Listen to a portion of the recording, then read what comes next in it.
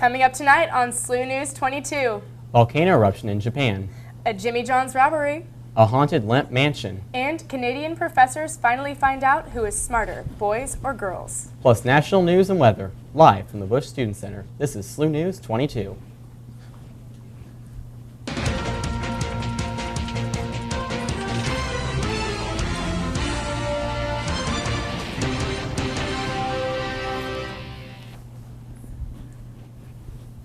Good evening, I'm Abby Parra. And I'm Bobby Stilwell. Thank you for joining us this evening. At least 31 are believed to be dead in the aftermath of a volcanic eruption in Japan last Saturday morning. Mount Ontake is the Nagano prefecture of Japan, is a popular destination for hikers and climbers. Its eruption was not preceded by seismic activity that is typical of volcanic eruptions. This lack of seismic activity delayed precautionary safety measures, such as closing the mountain to climbers. At least 250 were initially trapped in the blast, have freed themselves by Saturday night, with more safely leaving the mount over the course of the weekend. Japan's self-defense force and local emergency services have been assisting the disaster relief effort. An American doctor volunteering in Sierra Leone has returned to the United States, and given the exposure levels to the Ebola virus, has been placed in the National Institute of Healthcare's facility in Washington, D.C. The NIH claims that the doctor is not sick, but it is a precautionary measure until he is deemed uncontaminated. The unnamed doctor is the 5th U.S. aid worker to be treated for Ebola exposure. Friday, the Limp Brewery Haunted Mansion will be making its annual return for the Halloween season. The haunted house will be open Friday and Saturday from 7 p.m. to 12:30 a.m. and Sunday from 7:30 to 9:30 p.m. The haunted house also will be open various other times throughout the season, and more information can be found at scarefest.com. A Ferguson, Missouri police officer was shot late Saturday evening in the arm while in pursuit of a suspect. The suspect gave chase when the officer exited his vehicle for questioning. The suspect shot the officer in the arm before fleeing into the woods. The shooting has not been linked to the tense situation between police and civilians in Ferguson following the shooting death of Michael Brown in August. Chief Meteorologist Brendan Williams is in the Weather Center with our first forecast. Brendan, what do you got for us? Well, guys, it's definitely much warmer out right now than we've been seeing over the last week or so. Right now, we're in the mid-80s across the area. Our hot center is 86 downtown right now, quite a bit warmer than we've seen. Tonight, though, we will cool off just a little bit. We'll get down to 61 degrees tonight. It'll be clear outside. Then looking ahead to the rest of the week, we've definitely got a warm start to fall going on right now, and we'll see that for the next few days. Then we're going to get a cold front work its way through the area. Come Thursday, we're going to see some chances for thunderstorms, and then we'll cool off into this weekend. Back to you guys. Thank you, Brendan. Citizens of Hong Kong took to the streets over the weekend in protest of China's intervention into the upcoming 2017 election of chief executive. The Chinese government has attempted to insert Beijing-backed officials into the office by forbidding certain Hong Kong officials from running. The Chinese government used riot police and other tactics to quell the protests, including blocking social media outlets. As of Monday, the Chinese government has begun to meet with protest leaders to discuss demands. The popular sandwich chain Jimmy John's has had credit and debit card data stolen by hackers between June 16th and September 5th. The location on Euclid Boulevard is affected by this breach. The company is offering free credit monitoring and other services as a measure to protect consumers from further loss. In his final game of his career, Derek Jeter hit an RBI single, beating the Boston Red Sox 9-5 Saturday at Fenway Park. This was his 3,465th hit, a number that has surpassed all but 5 others. Jeter said he owed it to the fans and the team's rivalry to make an appearance. In his 20-year career, Jeter helped the Yankees win 5 World Series titles. He finished 6th in all-time hits. He finished 7th in all-time at-bats and 9th on the all-time run list. Friday, Ringo Starr and his all-star band come to the Fox Theater. The show starts at 8 p.m. and tickets are still available for the show.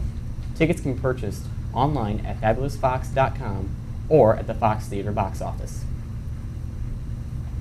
2 University of New Brunswick psychology professors analyzed over 1 million school records to examine the difference between boys and girls' grades. The analysis concluded that across 30 countries, girls get better grades than boys. This study suggests this is because girls are better at self-regulation, an ability that is valued in the classroom. The study suggests that boys' abilities are more accurately reflected in a more stressful test situation. Enrico Nalati, a practicing psychologist in California, argues that while girls' thinking style is more applicable to the traditional workplace, boys' thinking style is more in line with that with entrepreneurs. Coming up next, your SLU area news. Stay with us.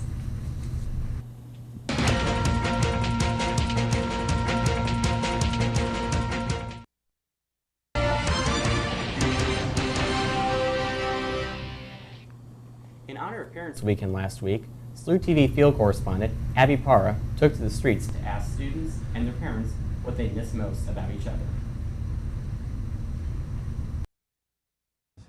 This weekend is Parents' Weekend, so we are going out on campus and asking students what they miss most about home. My bed. I miss deep dish pizza.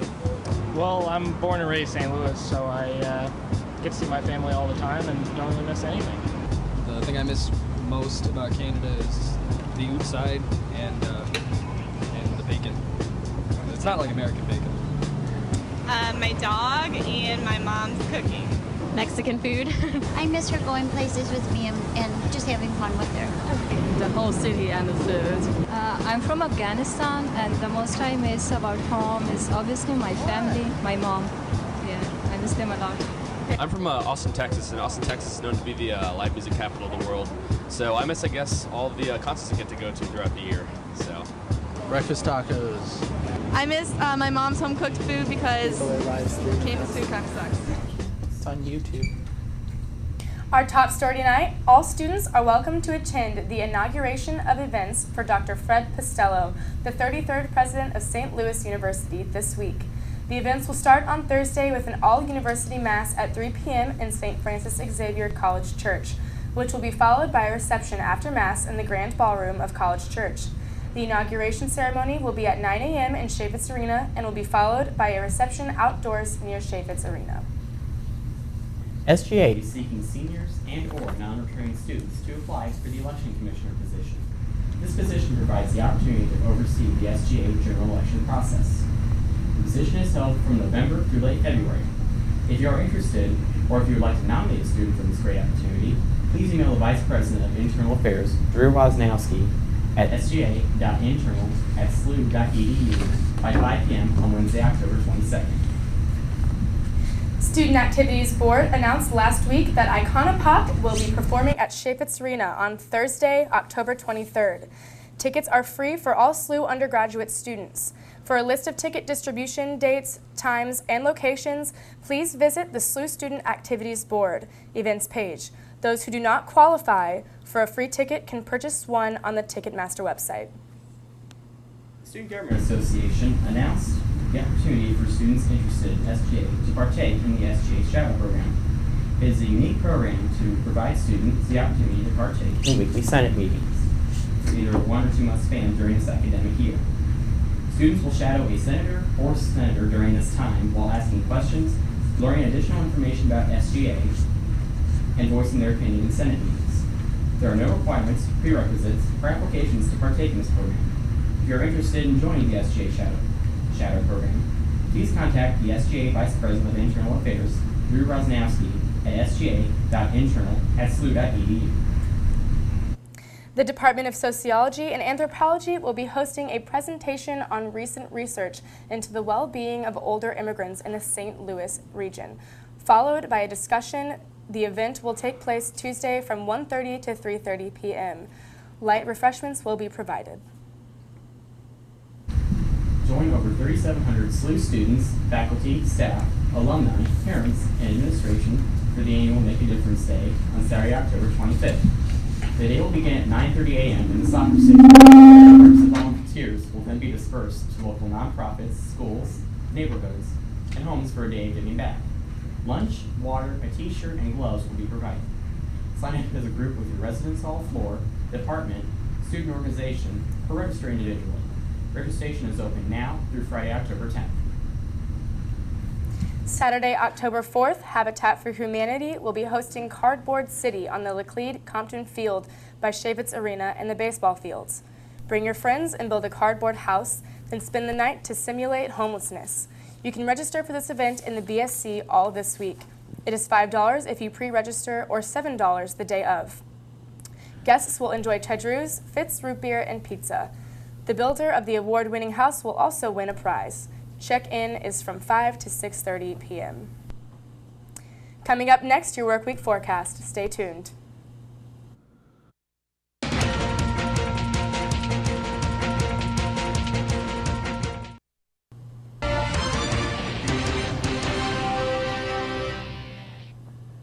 Welcome back. Meteorologist Brendan Williams is here now with your extended forecast. Brendan, it's been really nice out lately. Yeah, it has. It's been a little bit warmer than we've seen lately, though. Taking a look right now, we're hanging at 87 degrees downtown. Way warmer than we've seen over the last few days, but it's really nice outside. We've got the sun is out, and it's a great day to get out and study while we're in the midst of this semester. So this warm, beautiful weather is thanks to a high pressure system that's hanging over our area right now, and that's going to stay around for the next few days into late Wednesday. That will move out, though, followed up by a cold front working its way through our area. That's going to drop temperatures, and Thursday it's going to bring us a chance for some thunderstorms. Looking at tonight, though, we're going to cool off a little bit from what we've seen today. We're only going to drop down to about 61 degrees, and it's going to stay clear like we've seen. And as for tomorrow, it'll be a little bit cooler than today. We're going to top out at 86 degrees, and we're going to stay with this sunny, gorgeous, almost summer-like weather. And that weather is going to hang around for the next few days. We're going to see that Monday, Tuesday, Wednesday we're going to stay in the 80s, even into Thursday. Thursday, though, we see that low, cold pressure move through. It's going to bring us thunderstorms and cool temperatures off. The rain should be out of the area, though, Friday in time for that presidential inauguration. And we'll be back up into the 70s for Saturday, and we'll have a chance for a gorgeous weekend. Rain-free this weekend, though.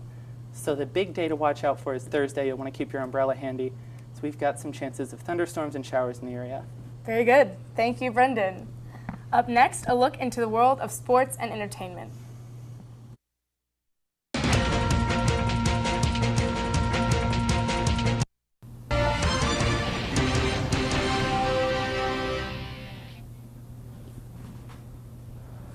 Welcome back.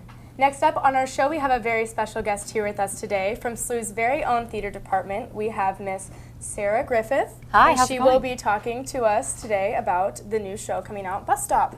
So would you like to tell me a little bit about what that is about? Yes, it's a play that takes place in 1955. It actually takes place in a small town between Kansas City and Topeka, so just right next door for us, actually.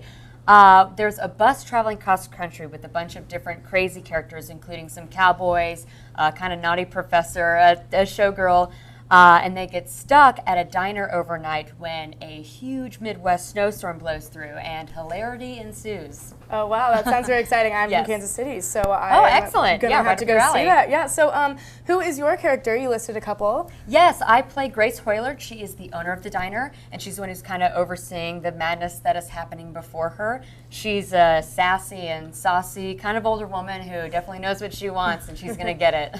That's so great. You said that there will be hilariousness ensuing, so I'm assuming that the audience will like that, but what other things will the audience enjoy about this show? Well, it's a classic romantic comedy, really, and who doesn't love that? There's a lot of tender moments. It's very sweet. It's funny. It's action-filled. We have a few roughhousing moments. We have a little song, a little bit of dance. It's very tender. I think audiences are really going to enjoy this. That's great. So when is Bus Stop going to be showing, and where? Well, it's actually opening night this Friday, October 3rd at 8 p.m. in Xavier Hall. We also have a performance this Saturday, October 4th at 8 p.m. The show also runs next weekend, October 10th, 11th, and 12th. The 10th and 11th, Friday and Saturday, is 8 p.m. And then the 12th is a matinee at 2 p.m. Okay, that sounds so great. There's a lot of opportunities for us to go and absolutely. watch. What other things or shows are being put on by the Fine and Performing Arts Department? Well, this is exciting because this is the beginning of our season. So this is just one small step for man, one giant leap for theater. Our next show coming up is in November called She Kills Monsters, and it's about the world of Dungeons & Dragons and the science fiction reality that people are so swept up in. Next semester we have Rumors by Neil Simon. It is a modern farce. It's very, very funny. This is a funny season for us. And then finally we're going to do a Shakespearean piece, As You Like It, which is another great romantic comedy. Great, great. That's so wonderful. Now, another question just for all of the students out there interested. You've just made this sound like a blast. What can they do to help out with the shows, and how can they get involved in this department? Well, the great thing about theater is that it does not require a major or minor to be involved in. Of course, we'd welcome you to join us in our classes and join the major or minor program, but if you're not, ready to do that, you can also audition. We have open auditions all the time. You can be involved backstage, and if you don't want to do either of those things, you can come and see the shows. You can like us on Facebook, on Twitter, on YouTube. Check us out and, peep in what's happening with the Fine and Performing Arts Department, because every weekend we've got something going on. Absolutely. Well, thank you so much, Sarah, for being with us here today. We were so happy to have you, and we look forward to the show coming out soon. Stay with us for the rest of our newscast coming up.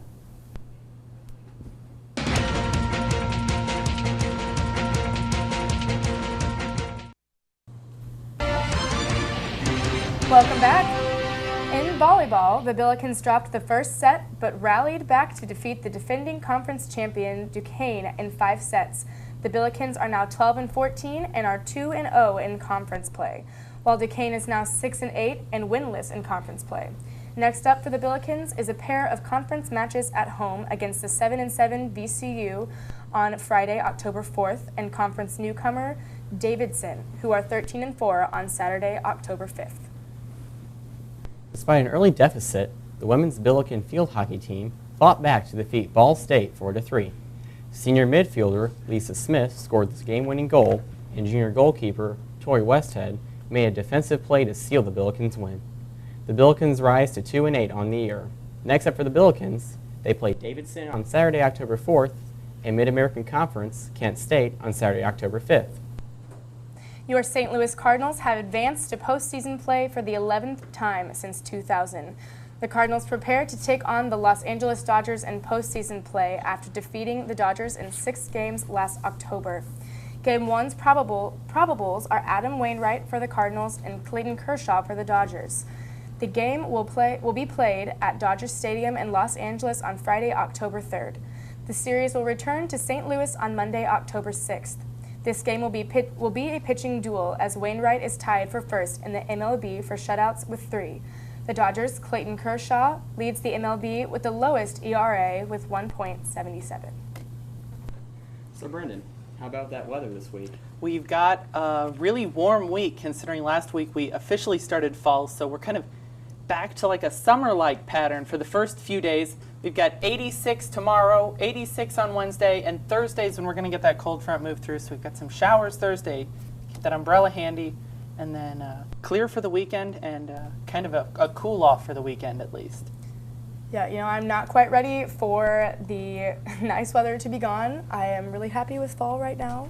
It's being very consistent, which I like. Yeah. For sure. Yes, very consistent. Well, that's our show for the night. Thank you for watching. Don't forget, you can always get the latest movie reviews and news online at SLU-TV.SLU.edu or follow us on Facebook and Twitter.